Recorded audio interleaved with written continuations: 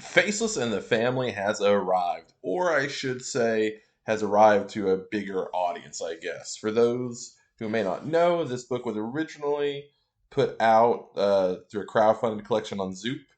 However, ONI has now republished, reproduced, they've rescanned all the images, put up to a higher quality, and have kind of smushed together the first two parts of that story. So instead of originally a five-part story, this is now a four-part story. And I say all that to get some of the boring stuff out of the way because I did not read it when it came out originally through Zoop. Like many probably, one reason why Oni went out to grab it. However, I'm now regretting that majorly because Faces and the Family issue one from Oni might be the I hesitate to say the best book of the year because we've had some amazing books this year, but it's in that conversation. This also is one of the rare books that just feels special reading it. This is the closest thing I can say I have experienced that felt like picking up Inkall for the first time, picking up something that it just affects you to the core for the first time. This issue is phenomenal in every way. I should say, now I'm going to butcher their names because Matt Lesniewski, however you pronounce his name, I do apologize because they have just completely knocked out of the park. We do have several other people that were involved in this series. Of course, Oni being the new owner, I shouldn't say owner, the new publisher of it, and of course Matt having the original rights to it. So you have tons of great covers. Of course, you have him working on the main cover with Dave Stewart. You had an amazing Dustin Weaver cover, a really cool Juan Gedeon cover.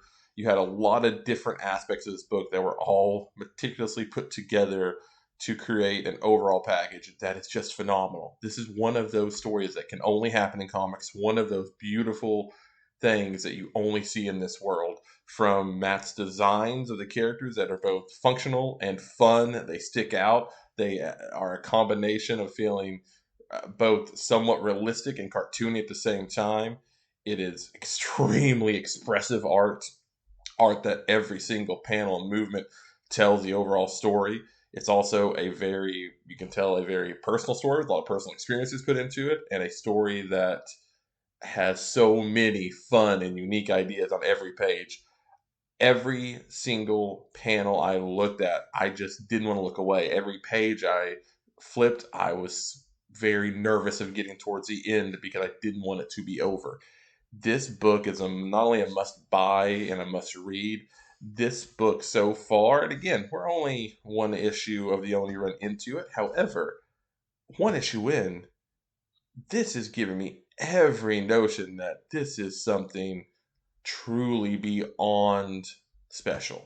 This is something that is you don't get a ton. This is one of those once in a generational titles that comes out, makes an impact, and I think will have an impact for years to come. I'm not fucking around with you guys. I'm not over exaggerating. This book will make you love comics more. This book will help you find why comics are a medium that can do things like nothing else. This book exemplifies everything that is great about comics. I'm not going to really any spoilers. I'm not even really going to say too much about the story because I think going into this as blind as possible is going to really heighten the effectiveness of the story because I went in this totally blind. I don't think knowing stuff will hurt the story because it's masterfully done. Like this is one of those books that you pick up and just from page one to the final turn, you know you are experiencing something you are going to remember. I would love to know, everyone out there, what are your thoughts about this book? What are you thinking about this book? Where do you think it's going to go? Do you think this is a world that could be revisited later on? Again, it's only four parts. However, in just this first opening chapter, we get such a thoroughly thought out world, such a thoroughly unique vision that I could see an entire line of different books existing here. Again, I'm not exaggerating. I say this has an Inkall level of possibilities. If you're a fan of Jodorowsky, if you're a fan of Grant Morrison, Honestly, though, it still has a little bit of that like indie comic vibe of Love and Rockets and the Hernandez brothers stuff and things like that as well.